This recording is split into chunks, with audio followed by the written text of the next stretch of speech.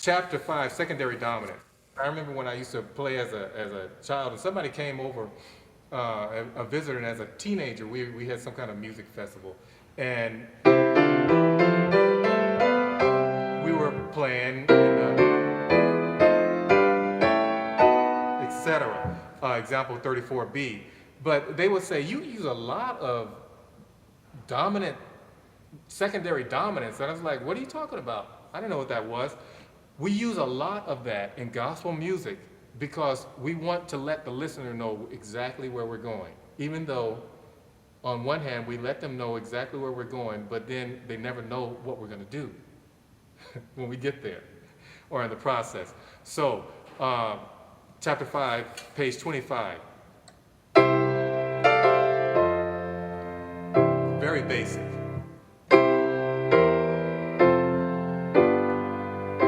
By secondary dominant, I mean you have the 1, you turn it into a 1-7.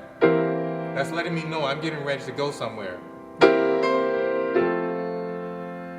Because that secondary dominant is the dominant of that subdominant 4. So you have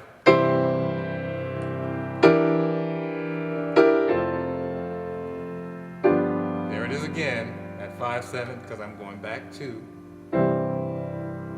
example 36B. There it is. It's telling me I'm going somewhere. Now I'm gonna resolve and back to the tonic. So that's what happens there. 36C. That's more of the same. 37A. See what happens there? Now I use another one. Here I am. I'm letting you know I want to go somewhere else. I'm leading to.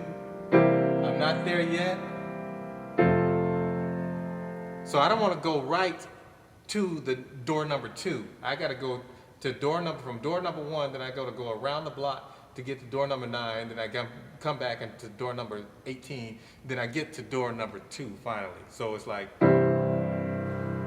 I'm trying to get from here to here, from the tonic to the subdominant.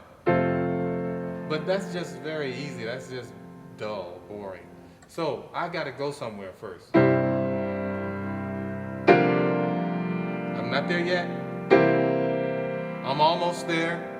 I made it there. Then if I invert these, or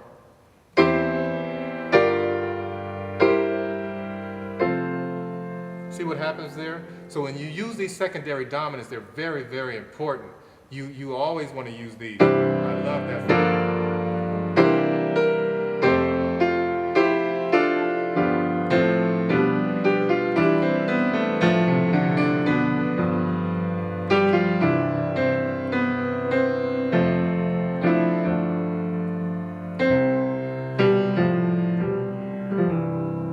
Etc. Now, if we have on page 38A, these are the same thing. This time I'm trying to get to 5. So I have to go from 1 to the 2-7. Now I want to go back to, etc. See what happens there? 38C, page 27.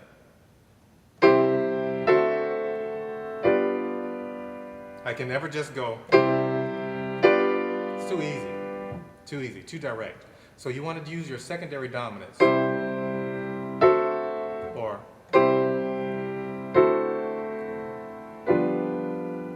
etc. Let's go on.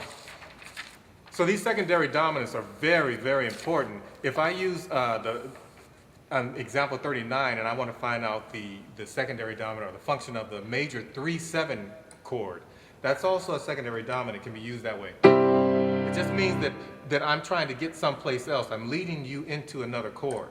For instance, example 39A. Here's the major 3. Because I want to get to 6 this time, rather than just going. I want to lead you there.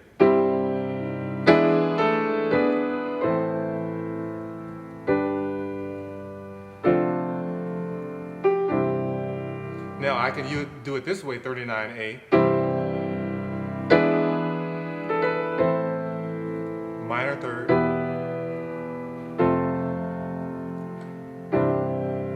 Etc. 39B. It's more of the same.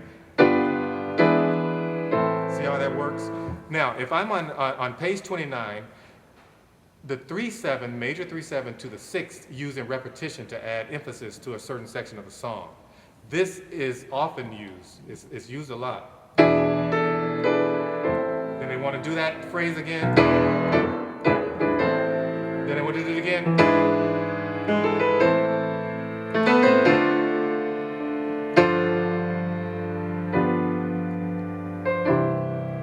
I added an additional chord there because I didn't want to go there so direct. But anyway, you see, you get an idea of that major 3? Goes to that 6th. Those are often used as a repetition of a statement at the end of a song or in the middle of a song. So that's how you use that secondary dominant there. Page 30. Example 42A and 42B demonstrate 1/7 and 6/7 used together as a deceptive cadence and restatement of the final cadence. For instance, 42A. Now it sounded like I wanted to go. Deceptive means that I tricked you. I deceived you.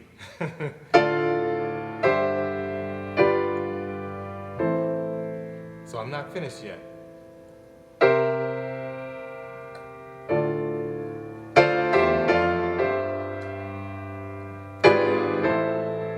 Tricked you again. I use that.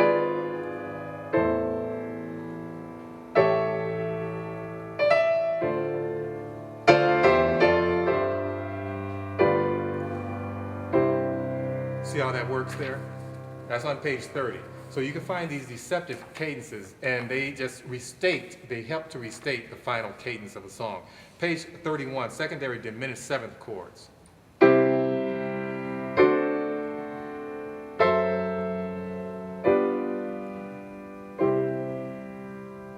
Now these are all resolutions, more examples of F sharp 7, or the 7 diminished 7th over 5, secondary dominants. Very important, 44D.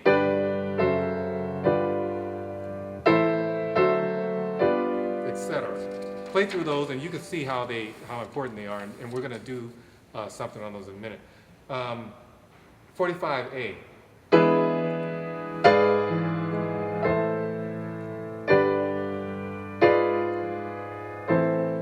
All of these are secondary dominants, deceptive cadences, or they're chords that are used to repeat certain phrases of the songs.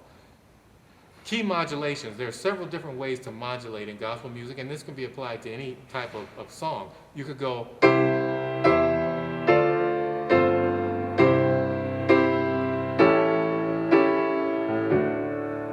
You play the 5/7 of the key that you're going to. If I want to go to the key of D, the 5/7 of D will be A7. So example 46A, I'm in the key of C.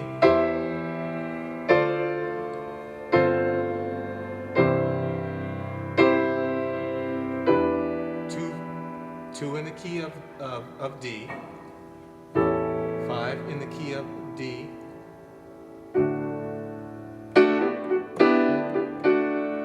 See how that works?